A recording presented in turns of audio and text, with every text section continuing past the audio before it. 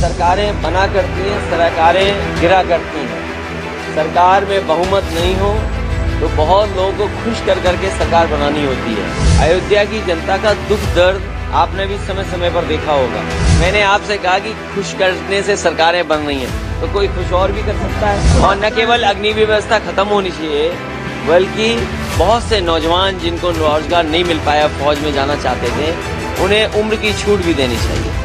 उत्तर प्रदेश की जनता ने मुद्दों पर वोट दिया और जनता के मुद्दों पर चुनाव हुआ। जनता ने अपने मुद्दों पे मतदान किया और भारतीय जनता पार्टी की बड़ी हार उत्तर प्रदेश में हुई है। जहां तक सरकार बनने का ना बनने का है, सरकारें बना करती हैं, सरकारें गिरा करती हैं। सरकार में बहुमत नहीं हो तो बहुत लोगों को खुश कर करके सरकार बनानी होती है। मुझे लगता है ये खुश करने की जो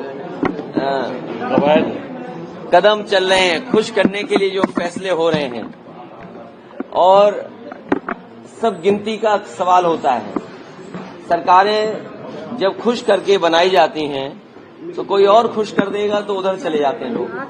हमें उम्मीद है कि जनता ने जो फैसला देश के सामने लिया है, संविधान, आरक्षण और लोकतंत्र मजबूत हो, हमें उम्मीद है कि आने वाले समय में ऐसी चीजें आप देखोगे कि लोग उनके लिए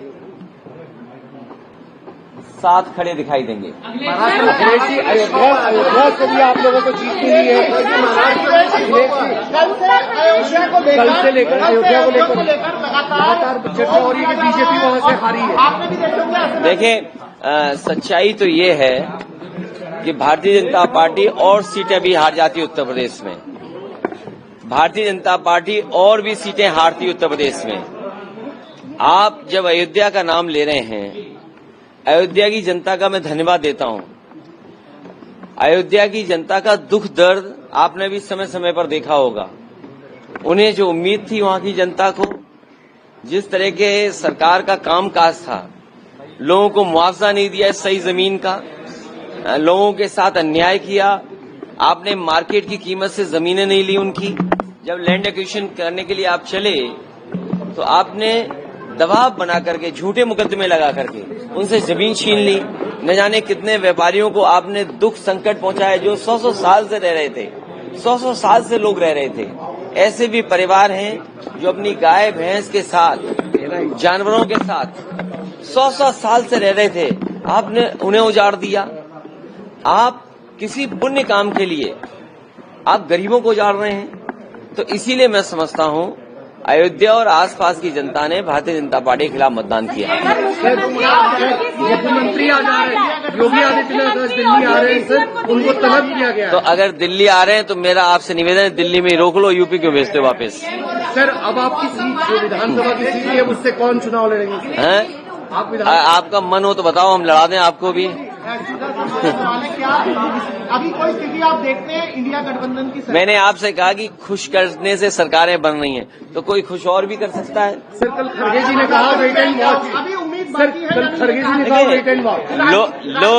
लोकतंत्र में और गिनती जब होती है तो आस और उम्मीद कभी खत्म नहीं होनी चाहिए। आस हमेशा बनी रहनी चाहिए, उम्मीद हमेशा रहनी चाहिए। पार्लियामेंट में रणनीति क्या रहेगी आपकी? पार्लियामेंट की रणनीति क्या डिस्कस हुई कल सर? अभी बता दें आपको। बिल्कुल सर। अगर आप दिल्ली में, सर, अभी तक उत्तर प्रदेश में हार की जिम्मेदारी भारतीय जनता पार्टी में से किसी ने नहीं लिया है। मैं एक बार फिर अपने मीडिया कर्मियों का धन्यवाद देता हूं, क्योंकि जो मैं लगातार कहता था कि मंत्रिमंडल बदल जाए, मीडिया मंडल बदल जाए, कुछ चीजें नहीं बदल पाई हैं। अखिलेश जी जैन जी से बातचीत करेंगे आप लोग, जरूरत पड़ी तो? नौकरी का सवाल था क्या? मैं समझता हूं अग्निवीर व्यवस्था तुरंत खत्म होनी चाहिए।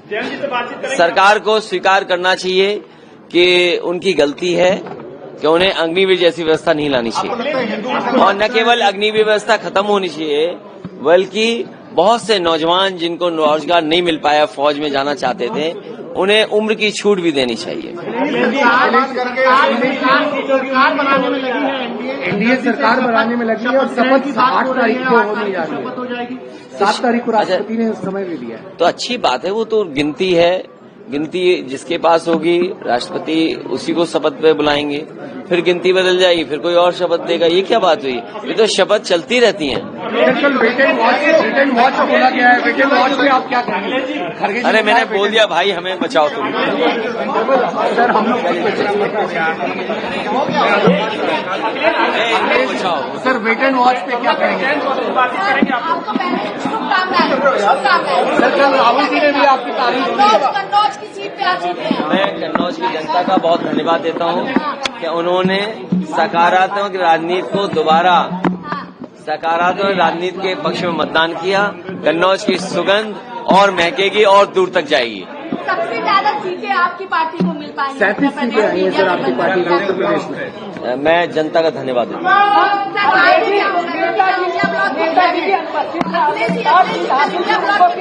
देखिए अब देखिए नेताजी रहते तो हमारे आपके लिए सब के लिए खुशी की बात होती है, लेकिन कुछ चीजों पे बस किसी का नहीं चलता है।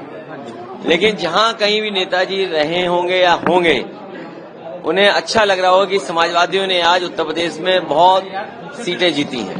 जीत का मार्जिन बहुत ज्यादा, जीत का मार्जिन तो पहले दिन से लेकर आज चुनाव के आखिरी दिन तक पीडीए कहा, आपको लग रहा है वही की फैक्टर भी बना? देखिए पीडीए की लड़ाई बड़ी है और पीडीए के लिए लोगों को जागरूक करना, पीडीए आंदोलन के लिए लोगों को जोड़ना, पीडीए के तमाम सवाल हैं उनका जवाब सरकार से मांगना। मान लीजिए सबसे प्रतिष्ठित यूनिवर्सिटी जेएनयू है, क्या पीडीए परिवार वहाँ 15% से भी ज्यादा है? क्या 15% से भी ज्यादा है वहाँ पर? मान लीजिए और प्रतिष्ठित इंस्टीट्यूशंस हैं, उसमें पीडीए परिवार के लोग कितने हैं? तो पीडीए की जीत जरूर हुई आज यूपी में, लेकिन पीडीए को लेकर के लड़ाई जो लड़ी जा रही है वो लंबी लड़ाई है। जो बाबा साहब भीमराव अम्बेडकर जी लड़ते थे, डॉक्टर राम मनोहर लोहिया जी ने जो अपने जीवन भर लड़ने का काम किया, नेताजी ने वो रास्ता हम लोगों को दिखाया है, उस रास्ते पे लगातार हम लोग चलेंगे। सर कोई जरूरत पड़ी तो